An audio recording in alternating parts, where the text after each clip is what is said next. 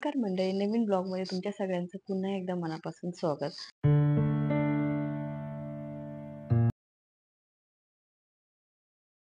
म्हटलं चला आज एक नवीन टॉपिकवरती आणि इम्पॉर्टंट टॉपिकवरती परत आपण बोलूया. म्हणजे सी सेक्शन होतं किंवा नॉर्मल डिलिव्हरी हो. त्याच्यानंतर स्ट्रेच मार्क्स होतात का? आणि त्याच्यानंतर सी सेक्शन झाल्यानंतर तो जो सी सेक्शनचा जो कट असतो, तो जो स्कार असतो, तो हील व्हायला ॲक्चुअली किती दिवस लागतात? आणि तो खरंच नॅचरली हील होतो की कसं? ह्याच्याबद्दल आपण डिस्कस करणार आहोत. आणि आफ्टर डिलिव्हरी सी सेक्शन नंतर मी बॉडी मसाज घेतला का? आणि जर बॉडी मसाज घेतलाय, तर तो किती दिवस घेतला? आणि माझा जो सी सेक्शनचा जो स्कार आहे, तो बरा होण्यास मी काय केलं? आणि मला डॉक्टरांनी काय रिकमेंड केलं? ह्याच टॉपिकवरती मी आज तुमच्याशी बोलणार आहे. त्यासाठी व्हिडिओ शेवटपर्यंत बघा. तर ॲक्चुअली कसं झालं, माझं जेव्हा डिलिव्हरी झाली आणि डिलिव्हरीनंतर सगळ्याच आपल्या असं मैत्रिणी ज्या आहेत, त्या मसाज वगैरे घेतात. काहींना शक्य नाही होत, पण शक्यतो घ्यायला पाहिजे. म्हणजे आपली जी सोबत कोणी आई असेल किंवा वहिनी असेल किंवा ताई असेल, त्यांच्याकडनं करून घेतलंच तरी चालतं. कारण आपली बॉडी हॉस्पिटलमध्ये पडून-पडून 4-5 दिवस एवढी स्टिफ झालेली असते आणि खरंच खूप गरज असते. आणि जेव्हा आपण ब्रेस्ट फीडिंग स्टार्टिंगला फक्त आपला जो बेबी आहे, तो फक्त आणि फक्त ब्रेस्ट फीडिंगवरतीच डिपेंड असतो आणि मग त्याच्यामुळे काय होतं, की आपली जी पाठ म्हणा, कंबर म्हणा आणि खूप स्टिफ झालेलं असतं आणि कंटिन्यू ब्रेस्ट फीडिंग करता-करता एक रिलॅक्सेशनची खूप खूप गरज असते. आणि दुसरी महत्त्वाची गोष्ट म्हणजे आपल्याला जे जो दिलेला असतो कमरेमध्ये, तोही बऱ्याच मैत्रिणींचा दुखत असतो. तर त्याच्यामुळे ना थोडंसं रिलॅक्स होणं खूप महत्त्वाचं आहे. तर मला जो अनेस्थेशिया दिला होता, त्याच्यानंतर ना म्हणजे भूल जी डिलिव्हरीच्या वेळी जी भूल दिली जाते, तर त्याचा मला काही फारसा इतका त्रास झाला नाही. आणि त्याच्यामुळे बऱ्याच मैत्रिणींचं कंबर वगैरे दुखतं, तर मला काही तो त्रास झाला नाही. त्याचं बेनिफिट असं झालं म्हणजे ते कशामुळे झालं, कारण मी फुल बॉडी जो मसाज आहे, तो मी घेतलेला. तर आता तो किती दिवस घेतला ते पण तेवढंच महत्त्वाचं आहे. तर बॉडी मसाज मी ना सी सेक्शन नंतर मी एक बाई लावलेली. तर जी की प्रॉपर बॉडी मसाज करते. फक्त हा ब्रेस्ट फीडिंगचा जो पार्ट आहे तो सोडून आणि सी सेक्शनचा म्हणजे पोटाचा हाल्फ पार्ट तो सोडून मी ना फुल बॉडी मसाज घेतलेला. मला म्हणजे आय अंडरस्टँड की बऱ्याच मैत्रिणींना लगेच झोपता येत नाही. तर मलाही काय लगेच झोपता नाही आलं. तर मी स्टार्टिंगला ना बॅक मसाज जो आहे तो असा बसून-बसून घेतला. पण जेव्हा मला थोडीशी सवय झाली आणि मला जेवढं थोडंसं थोडंसं म्हणजे पेन कमी व्हायला लागलं ना, त्यावेळेस मग मी प्रॉपर झोपूनच बॅक मसाज घेतलेला. तर हा जो मसाज आहे, बॉडी मसाज जो आहे, तो जवळ-जवळ मी 3 महिने घेतलेला. म्हणजे 90 दिवस मी हा बॉडी मसाज घेतला आफ्टर डिलिव्हरी. कारण तो खूप जरुरी आहे. कारण काय होतं, मी तुम्हाला जसं स्टार्टिंगला सांगितलं, आपण ब्रेस्ट फीडिंग करतो, आपल्याला चालता येत नाही, उठता येत नाही, खाण्यापिण्याचे थोडेसे म्हणजे रिस्ट्रिक्शन्स होऊन जातात आणि एक इमोशनली आउटब्रेक होतात बऱ्याच वेळेस. अ, चिड होते आणि मग 1 तास जो बॉडी मसाज घेतो, मग त्याच्यानंतर शांत 15-20 मिनिटं जेव्हा आपण पडतो, तर खूप फ्रेश वाटतं, रिफ्रेशिंग वाटतं. सो मी माझाच एक्सपिरियन्स तुम्हाला सांगतेय. तो जो बॉडी मसाज आहे, मी जवळ-जवळ 3 महिने रेग्युलर घेतला आणि त्याचा मला खरंच खूप फायदा झाला. मसाजसाठी मोस्टली कुठले ऑइल यूज केले, तर मी बॉडी मसाजसाठी ना आपलं जे डाबरचं जे ऑइल आहे, आमला ऑइल ते यूज केलेलं. कारण मला असं कोणी रिकमेंड वगैरे नाही केलं, पण मला त्याचा स्मेल पण आवडतो आणि त्याच्यामध्ये व्हिटॅमिन ई असतं आणि व्हिटॅमिन ई बेस्ड असल्यामुळे ना मला ते बदाम ऑइलच छान वाटलं.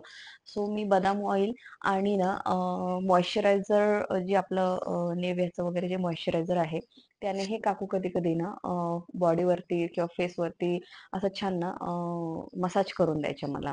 तर ते ते मला खूप छान वाटलं आणि खूप रिलॅक्स वाटायचं. सो मोस्टली मी बदाम ऑइलच पूर्ण ह्याच्यामध्ये यूज केलेलं. ज्यांना अफोर्डेबल नाही ते आपलं खोबऱ्याचं जे ऑइल आहे तेही यूज करू शकतात. आपल्याकडं अवेलेबल आहे ते कुठलेही वापरलं तरी चालतं. तर मी ते वापरलं आणि 3 महिने हा बॉडी मसाज छानपैकी घेतला. डिलिव्हरी नंतर ना बऱ्याच मैत्रिणींचे जो सी सेक्शनचा जो स्कार आहे किंवा स्ट्रेच मार्क्स वगैरे खूप येतात. कारण 6व्या, 7व्या महिन्यां 7व्या, 8व्या महिन्यापासून स्ट्रेच मार्क दिसायला लागतात. तर स्ट्रेच मार्कचं जर तुम्ही बोलाल तर मला अजिबात स्ट्रेच मार्क आलेले नाही. हॉनेस्टली सांगते. तर माहीत नाही तर जे 2-3 1-2 लाईन आलेल्या, तर त्याच्यासाठी मला डॉक्टरांनी काही क्रीम रिकमेंड केलेल्या आणि काही ऑइल रिकमेंड केलेलं. तर तेच मी यूज केलेलं आणि बऱ्याच जणांना त्यांचे त्यांचे जे गायनोकॉलॉजिस्ट असतील ते रिकमेंड करतील त्या हिशोबाने तुम्ही यूज करू शकता. सो मला माझ्या गायनोकॉलॉजिस्टनी जे ऑइल जे रिकमेंड केलेलं ते इक्वल्स टूचं हे ऑइल आहे. ऑइल बेस्ड आहे हे पूर्ण.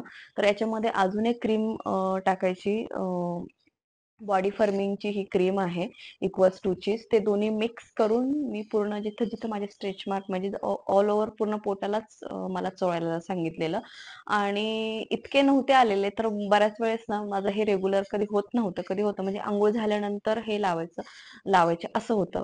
तर बऱ्याच वेळेस ना ते ऑइल यूज होईलच असं नव्हतं. तर मी कधी-कधी सुटायचं माझ्याकडनं लावायला, कधी-कधी लावलं जायचं. तर अजूनही जवळ-जवळ आता 10 महिने होत आले आणि अजूनही अर्धी बॉटल तशीच आहे. कारण मला एवढे स्ट्रेच मार्क आलेले नव्हते. त्याच्यामुळे मी काही त्याचा इतका यूज केला नाही. हां, बॉडी फर्मिंग ग्लो स्किनची जी क्रीम होती ती मात्र माझी संपली. पण ऑइल मात्र तसंच आहे. कारण ऑइलची थोडी जरी क्वांटिटी दिली ती इझिली त्या क्रीममध्ये मिक्स होऊन जायचं आणि मग ऑइल राहिला आणि क्रीम संपून गेली. काही हरकत नाही. पण मी कधी-कधी ऑइल पण अजून यूज करते. तर स्ट्रेच मार्कसाठी मी हे यूज केलेलं. तर हे कुठलंही स्पॉन्सर वगैरे नाहीये. जे मी जेन्युइन प्रॉडक्ट यूज केले तेच मी तुम्हाला सांगते. जेव्हा बॉडी मसाज झाला ना, बॉडी मसाज नंतर मी किती वेळाने अंघोळ करायची? कारण बेबीचं सगळं आवरल्यानंतरच मी असं टाइम सेट केलेला ह्याच्यासाठी बॉडी मसाजसाठी, की बाई आधी येऊन जायची. सॉरी बेबी सगळं आई वगैरे बेबी सगळं अंघोळ वगैरे करून त्याला झोपवायची. प्रॉपर फीडिंग वगैरे सगळं होऊन जायचं. म्हणजे ॲटलीस्ट बेबी 1.5 किंवा 2-3 तासासाठी जेव्हा झोपायचं त्याच टायमिंगमध्ये मी बाईला लावलेलं. म्हणजे ती येऊन 1 तास माझा प्रॉपर मसाज करायची आणि तो 1 तासाचा मसाज झाल्यानंतर मी ॲटलीस्ट अर्धा तास आरामात झोपू शकेल किंवा 1 तास झोपू शकेल असाच टायमिंग मी सेट केलेला आणि मग अर्ध्या तासानेच मी माझी अंघोळ करायची. कारण काय होतं कारण ते ऑइल ना आपल्या शरीरामध्ये छान असं मुरलं पाहिजे आणि लिटरली इतकं गरम असं फील होतं ना आणि खूप छान वाटतं. तर असं मी केलेलं आणि असेच टायमिंग मी सेट केलेले, की असं नाही की बॉडी मसाज झाल्याने लगेच अंघोळीला गेली असं नाही. कारण आपल्याला तेवढंसं रिलॅक्स फील होण्यासाठी ना तेवढा अर्धा 1 तास तरी मिळायला पाहिजे आणि तेवढ्यामध्ये आपली छान झोप पण होते. कारण बेबी छोटा असतो. रात्री कंटिन्यू हाफ 2-2 तासाने बेबीला फीड करायला उठायचं असतं स्टार्टिंगला. त्याच्यामुळे ते शक्य होत नाही. आणि मेन म्हणजे मी बॉडी मसाज कधीपासून स्टार्ट केलं हेही महत्वाचं आहे.